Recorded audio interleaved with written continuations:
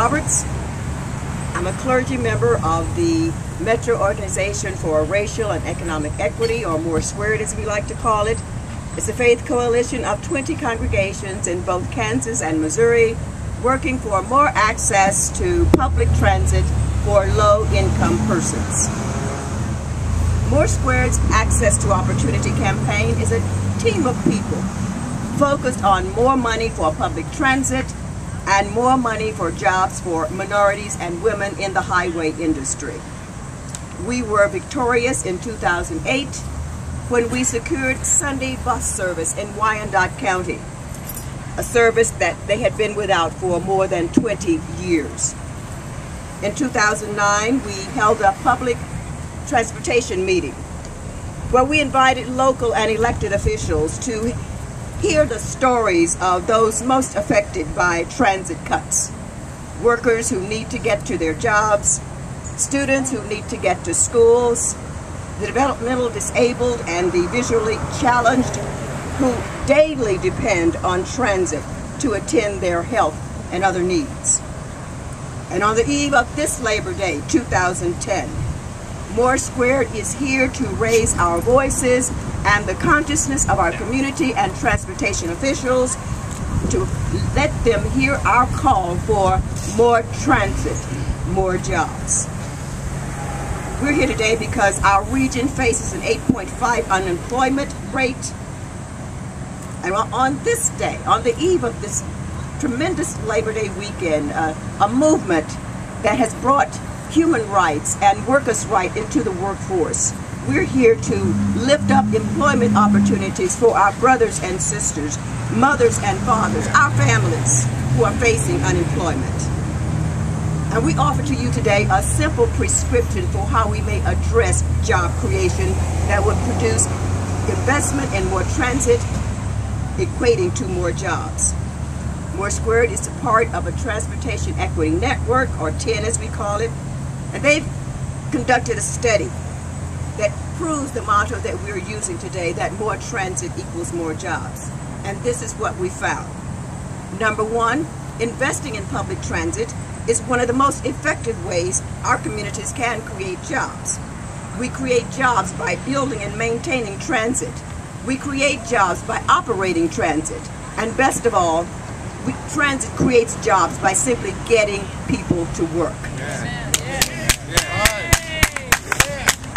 The next thing we learned was that the more transportation money a metro area puts into transit instead of concrete for highways, the more effective it is at creating jobs. In this study, our city came in 11 out of 20 metro areas that were studied. We could be doing much better. Yeah. And I want to throw in this additional fact. In the tally of the states, the state of Missouri comes in 43 out of 50 states in the amount of public funding. We could do much better than that. That's right.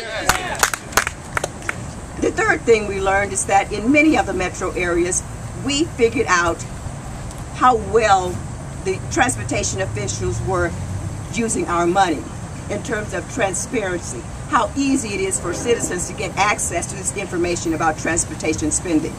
And our local Mid-America Regional Council, the Metropolitan Planning Organization, gets an A in this category out of the 20 metro areas studied. And we have two officials here today with us, Mel Henderson and Ron Acapulco. Let's give them a hand. A-rated Mid-America Regional Council. Are there any questions at this point?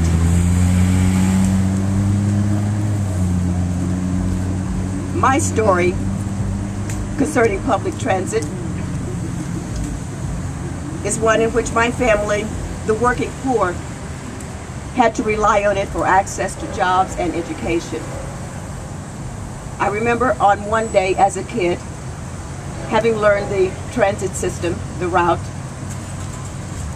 I entered public bus.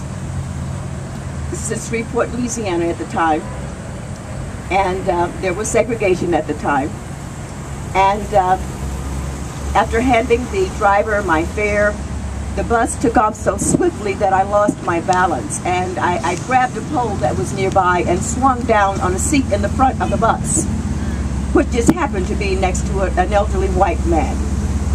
And he looked at me, and I looked at him, and he said to me, as he pushed me from the seat, "We don't do that here."